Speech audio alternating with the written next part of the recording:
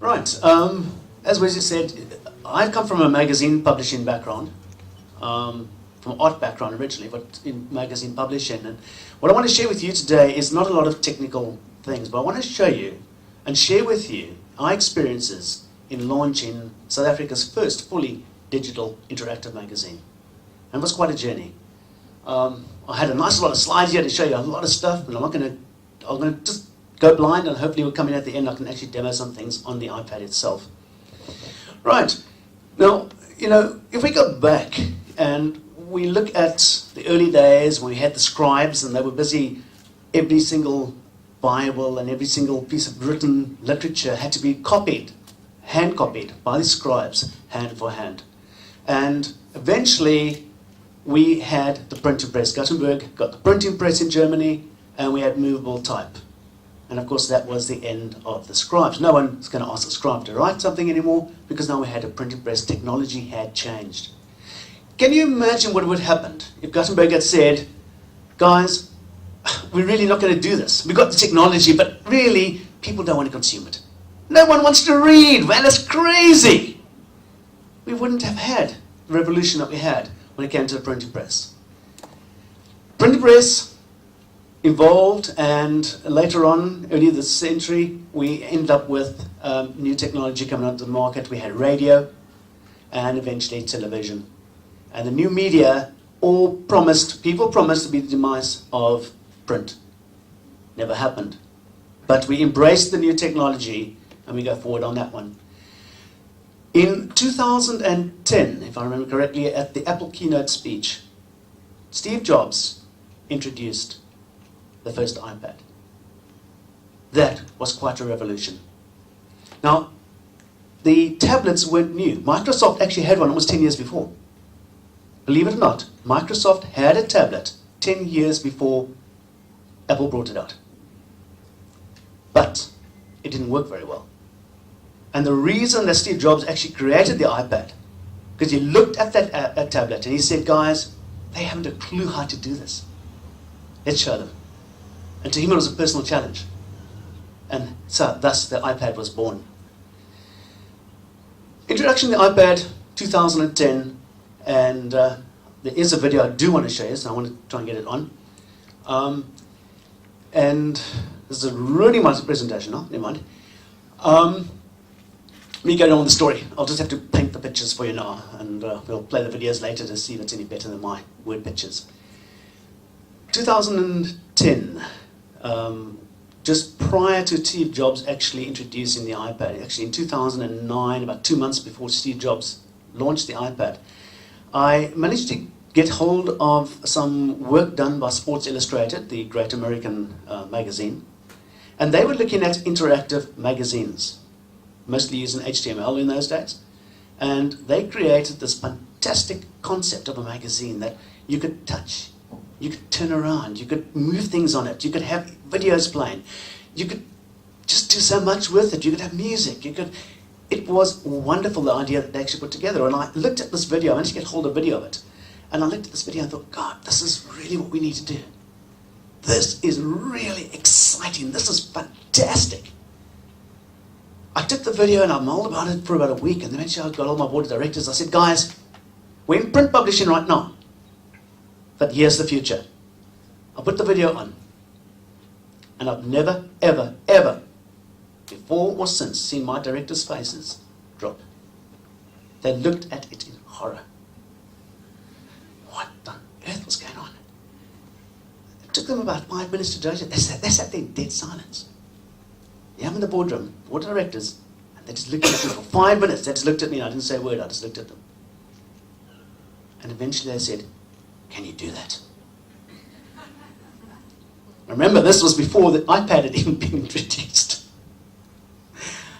I said, yes.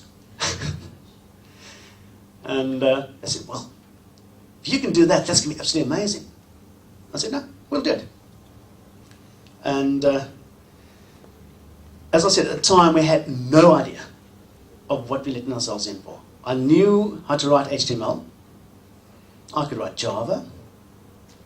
And I thought we could do a lot of that interactive stuff, yes. We didn't have tablets at that time. But we knew Apple were imminent to launching something, and it was the tablet. It was a month later. So that was the device we needed to put a fully interactive magazine on. What we still lacked was how to actually make the interactive magazine. So we started messing around with HTML, and we started trying to put stuff together and come up with ideas and concepts. At the same time, we heard rumors that Wired magazine, very good magazine, were working with Adobe to actually put together software to allow us to create fully interactive digital magazines. So that was exciting news that was coming out of America.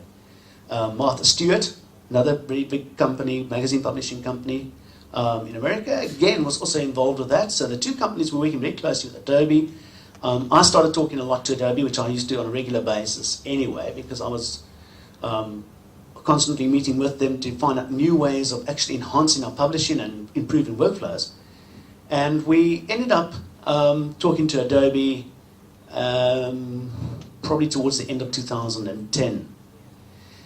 Within a year of the iPad being launched, we were ready to launch our first fully interactive digital magazine.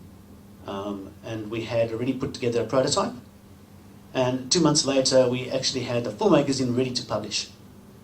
So it took us just a fraction of a year, 12, 14 months from the launch of the iPad to having the first fully interactive digital magazine ready to actually upload and to distribute. We thought that was actually a fantastic thing. At that stage, there were only about 6 companies in the world that actually had interactive magazines.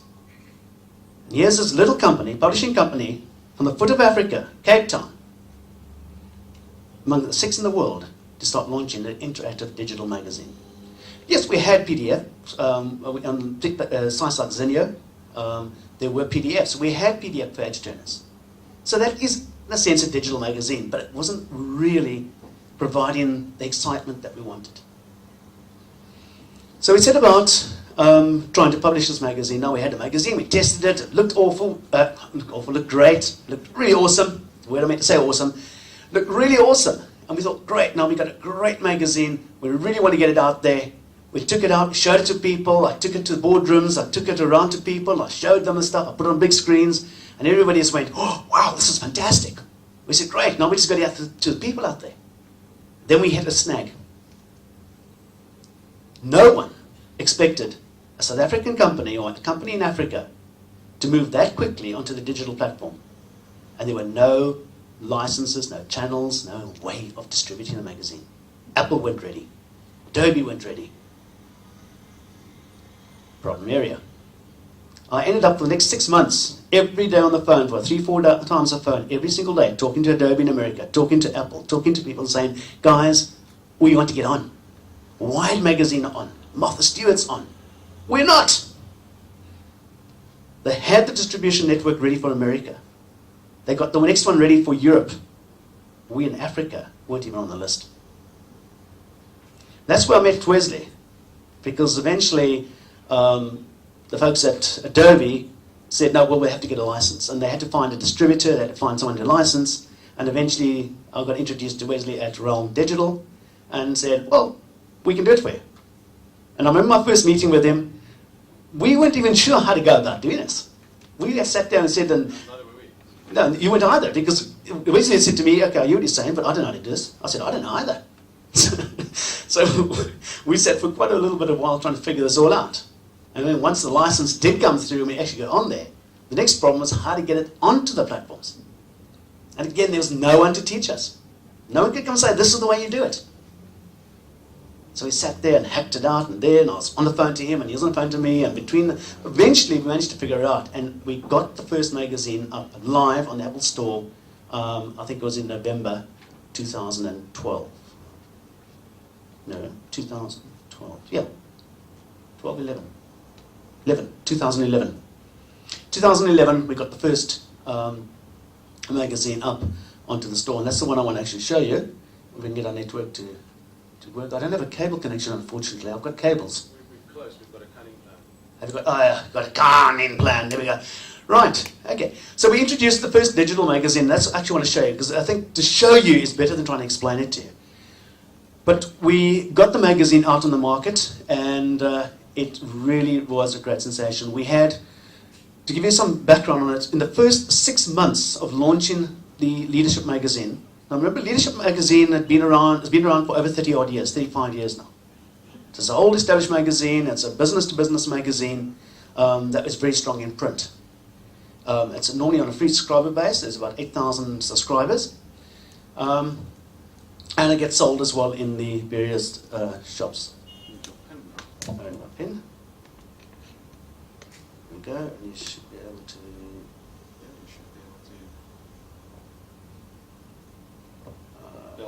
Sort out me now. Okay, they'll work out the technical aspects for us. Right, where was I? Oh yes, Leadership magazine. So a very strong magazine in the print issues. Within the first 6 months of launching the digital magazine, we ended up with 4,000 subscribers in the first 6 months. We had 8,000 subscribers for a magazine that's 30 years old in print. 4,000 subscribers, new subscribers, first 6 months. We hit 50% of what had taken 30 years to do in 6 months on digital. And what's even more interesting was if we looked at our downloads, 60 to 70% of our downloads were international.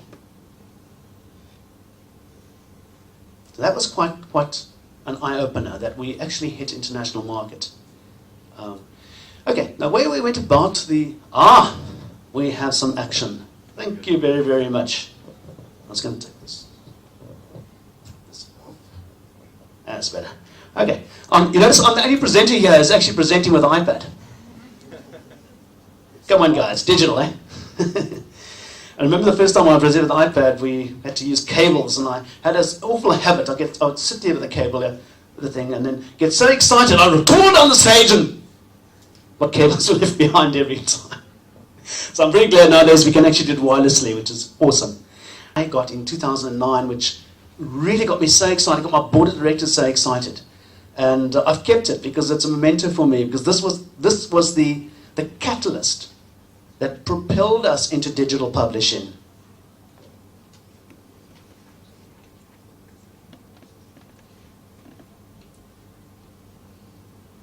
I'll get that open quickly. There we go. Right, I think I missed a lot of slides now, but never mind.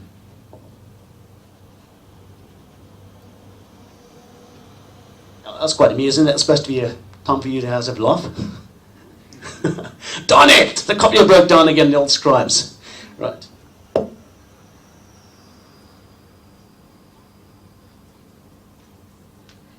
Right, I'll start with this one. Okay, nice thing about the iPad, it's just very intuitive. Because you can hand an iPad to any child of any age.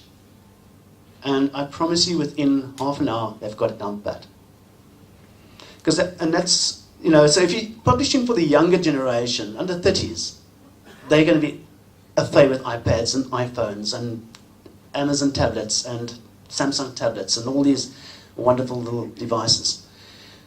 When I upgraded my iPad, my mother-in-law, who's 70, no, she's 80, sorry, she's 80, she didn't have computers. She hated computers, she couldn't operate a computer. So eventually I said to her, look, why don't you take my old iPad?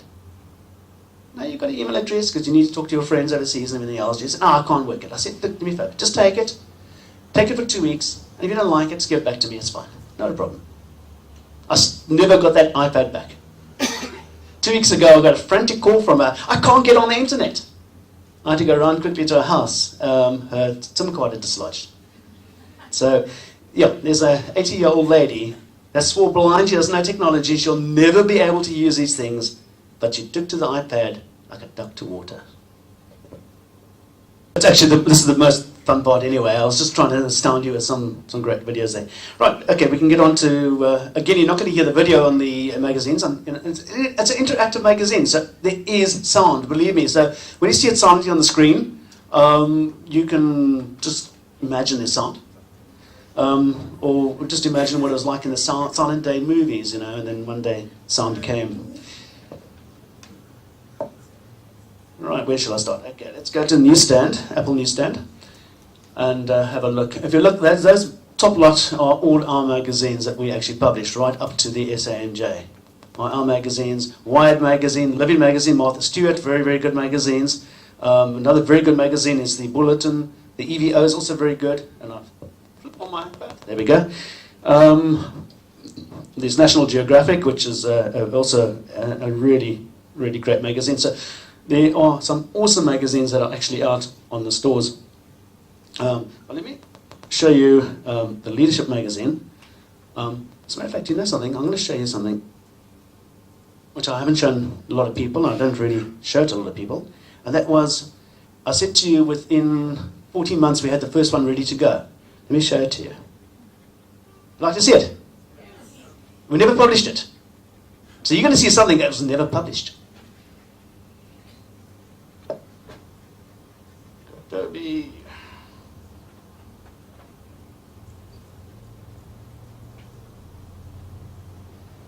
There we go. That was the first magazine that we converted to a digital interactive magazine. And we did it, so it actually, this one's only worked for iPad in this one. We can swing it around. You'll notice that it actually is dual orientation. As we swing an iPad, it's a dual layout, so it actually shows both horizontally and vertically. Now, when we did this, it was quite a task, because when you laid it out, you actually had to lay out two complete different magazines. One that way, one that way. So it's double the amount of work to get it to work. But we managed to do it. Directions how to go, some advertising, and you'll see at the bottom we actually had a live feed, which I don't think I've got an internet connection at the moment. Adverts, and adverts as well, swung around both ways, left and right.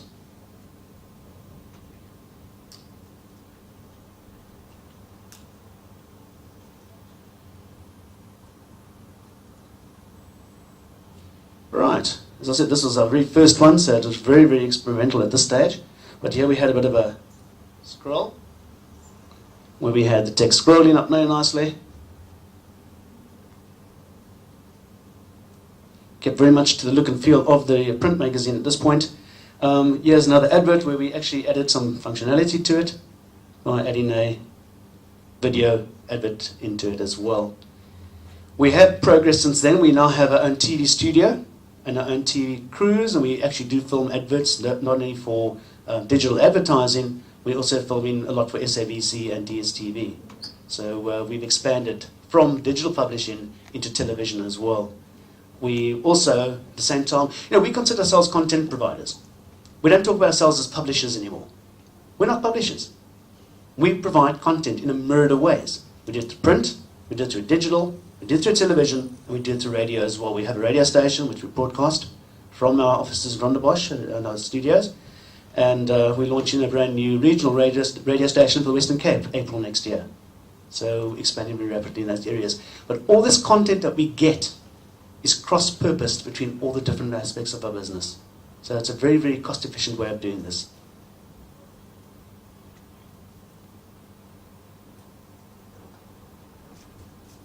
Again, there's an inline video that is playing within the content itself. Couldn't do that in print. That was actually quite amazing at the time. Let's see what else is of interest here.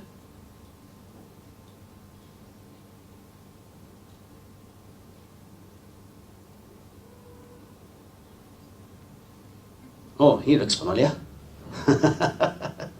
Economic freedom.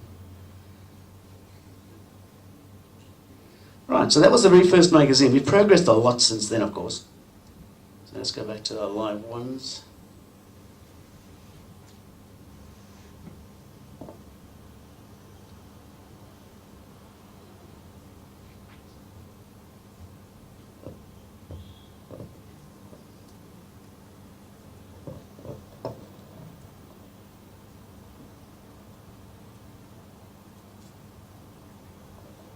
Right, this was the first magazine that actually went live on the Apple Store with a very, very great cover of Bishop Tutu. And I think it actually helped us a lot to sell the magazine internationally, having a big, nice international icon on the cover.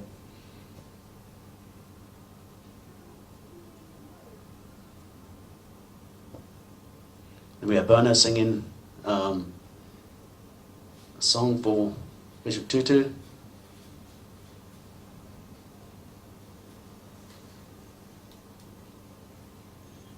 Steve Jobs interview.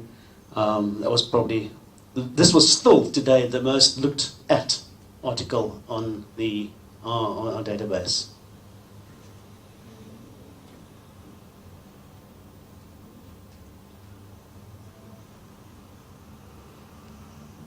ZA News. So we started introducing quite a few cool stuff into it. But to give you some idea of what we're progressing to today, and it's a pity we haven't got sound, but we'll do it without. And there's advertising. Obviously, advertising is the thing that drives the business because that's where we get our income from. Because the magazine itself is a free download. Now, selling advertising initially was quite a daunting task. When we launched the first magazine, we went on a roadshow. We went to Cape Town, Johannesburg, Durban, and we went around, got all the advertising agencies together and said, right, we're going to give you a roadshow, and we're going to show you what we're doing. So you can come aboard and start giving us some interactive digital advertising that we can actually sell to you guys.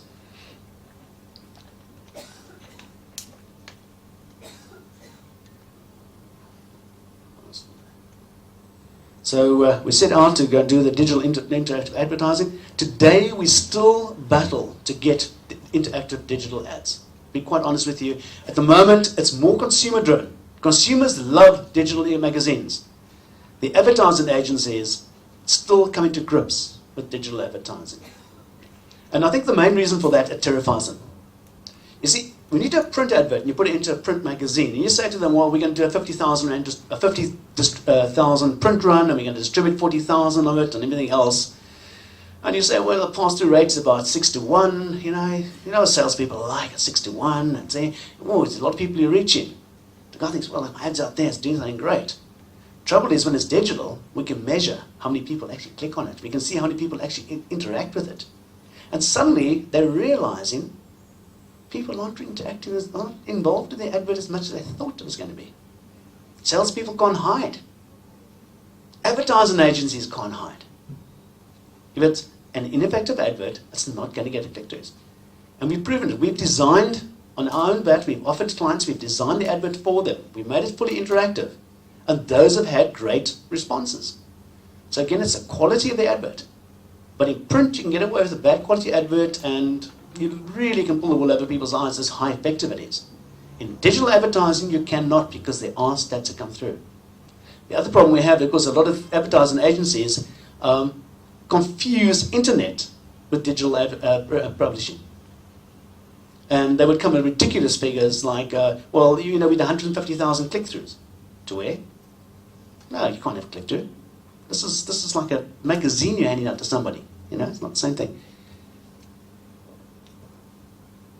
I'll go back to my library quickly, and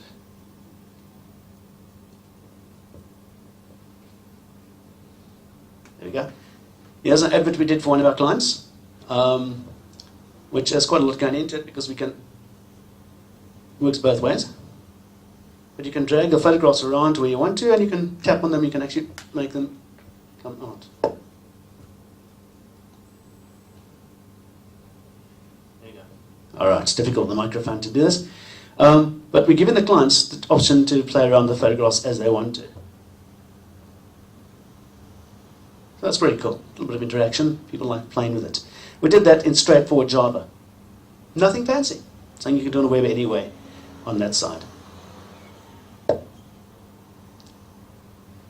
Advert for First National Bank, you might have seen this one around. We adapted it slightly for the iPad, working very well. This is an ad for BMW. And again, it was a repurposed ad that they did for digital advertising, but on the internet. And when we got the advert, it took 25 minutes to open on the iPad. So we said to them, now scrap that, let us rewrite it for you. And we rewrote the entire app. And now it loads within a fraction of a second. The nice thing is, big tap there, give it a chance, is it's actually fully interactive because if I move around, and and I look, I can actually see where I'm going now. There we go. Up, down. It follows you. So we're using the gyroscope on here to actually do the entire advert. It's pretty cool.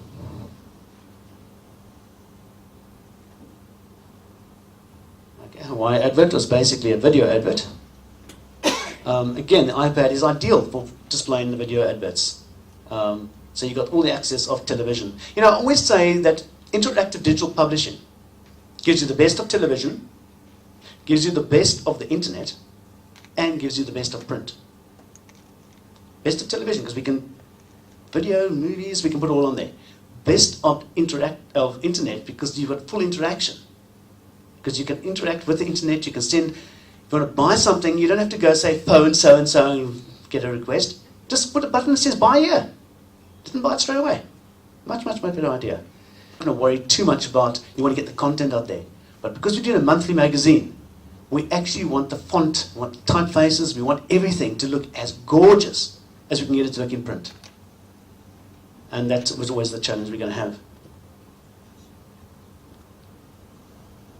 Another advert we did for Oticon. And again, it kicks off with an advert in there. But you'll notice on the side here, we've actually got these flipping over. And by every time it flips, if you touch on it, you'll actually go to another page where you can actually get more information about all those particular things. So it looks like a very simple advert, but it's quite deep in that it's about 12 pages in this entire advert. Again, you can't put that much into a print advert. We could do it on this one. Advert we did from Nissan. Again, request a test drive, contact or find a dealer. And you can request a test drive immediately on the advert without having to actually go into a store. Another thing we can do is if you do want to visit a dealer, we can actually use your geolocation and send you to the closest dealer to you. Very, very easy to do that. Another little advert. No, that was our awards. That's again a TV advert.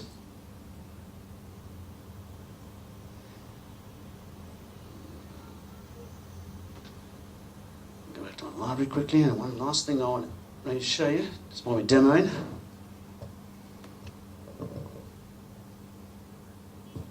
And some of the cool features that we're busy playing around with at the moment.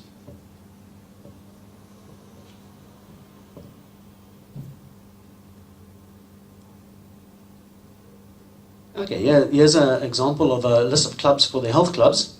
And again, we're using technology. By tapping on this, we can actually get all the various names of the... So we made that map fully interactive. So that it gives you a lot more information than the pure print one will do.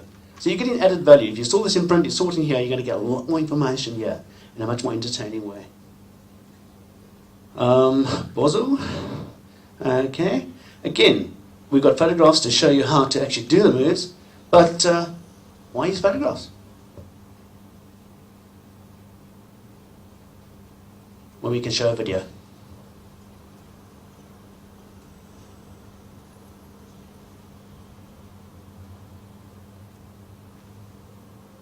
All right, you're not saying too much, we'll let you go.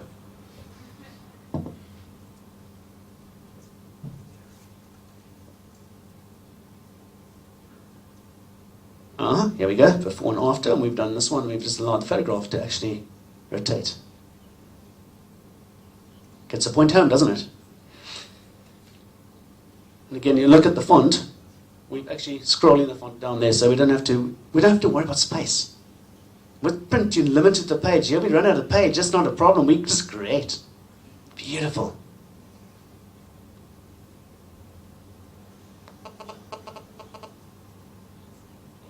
All right, here's quite a feature. This is the entire feature in itself. Normally this we would do maybe 3 or 4 pages.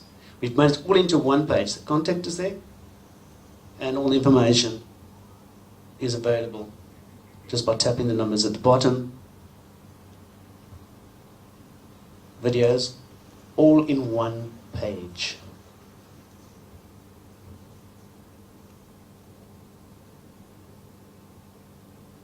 Right, this is quite cool. Come and dine with me, okay? And what we do here is drag the tabs to slide out. And each of these menus slides out. Slide it in. Slide it out. What a way to publish a cookbook. Absolutely marvelous. So you can see this was all done in just to let you know, guys, when this is done, we actually got involved with Adobe and Adobe DPS, as I explained to you earlier. All this that you see here is all done with InDesign. Nothing more, no plugins, no nothing else but InDesign. And the beauty is, one of the reasons we like the InDesign route on the Adobe Publishing Suite, we went there originally because there was no other choice at the time. But on the plus side is the fact that the designers do not have to be retrained. If they know how to lay out a magazine or how to lay out a book on InDesign, it will take no longer than an hour to teach them how to use the new interactive tools. Because they are familiar tools that they've already seen, they use, nothing new. So you don't have to go buy other software. The software is already there. So that really what you've got to think about is not whether you should go digital. Digital is here. It's reality. Remember Gutenberg and his printing press? It's here. So I think we've got to take the viewpoint that digital is essential. We are in a digital world. So we can't stop there. The question we've got to ask ourselves is, how are we going to go about it? Who are we going to target? How are we going to approach it? What do we actually want to give out? How much interaction do we want? Which method do we use to distribute? Do we go through something like Adobe DPS? Do we go through Snappify? And there's a whole list of other places. Depends on what your needs are. Wesley is a great guy to talk to if you're not sure how to get out or what you need. He will help you. He will definitely help you to get there where you want to go. So the question is, you've got to decide, yes, I'm in the digital world, and I know where I want to go. How am I going to go about it doing that? And as I said, the tools are there. It's something that it's fun. From a designer's point of view, the designers love it. It gives a new lease on their life. Suddenly there's boring print pages. They've got something exciting to get home. Something really cool that they can actually get into it. The danger, of course, is they throw everything on the page. So you've got to pull them back and say, hey guys, that's necessary. You know, that little ball turning there doesn't do anything. Get rid of it. Off. But it's a lot of fun in the digital age and going for magazines. As I said, advertising, I personally believe that advertising should be the most exciting thing that you see in a magazine. Can you imagine that? Advertising pages being the most exciting. Because the advertising agencies have the budget to put some time and resources into it.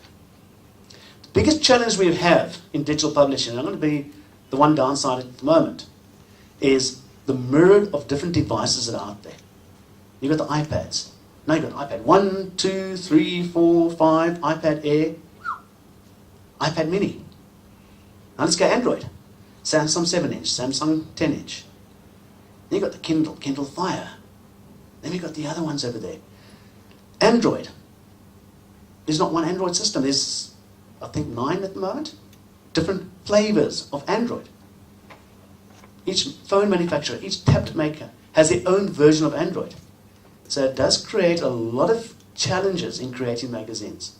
At the moment, in order to cover, we're covering about 90% of devices at the moment, which means we're doing 8 layouts for every single magazine. 8 magazine layouts, complete. And there are tools that Adobe have given us to help us with the task, but they're nowhere near where we want them to be at the moment. And the biggest challenge you have is production time. We find it takes 3 times longer to put together a digital magazine than a print magazine. So that's the challenge that we need to overcome. What we do at the moment, we're toning down our digital. We may be pushing too far, trying to cover too much. So we're pulling back. A lot of our magazines are no longer dual orientation. We put them to one orientation. Some of them we're toning down. BlackBerry, we're not even worrying about the BlackBerry Playbook because I think it's defunct now anyway. Phones, we don't target phones, except for content. We will feed content to phones, but we don't put the magazine stories. I mean, 4,000 words, 5,000 words is not going to be very easily readable on the phone. So it'd be more concise with a link to the website. But that generally is our biggest challenge. And as I said, we're trying to address it by toning it down and saying, hang on, what can we do to get our production right, but still get out a decent product? So we overshot to a large extent. But It was great fun doing that. Unfortunately, my owners now pulled me in. Right. Thank you very much.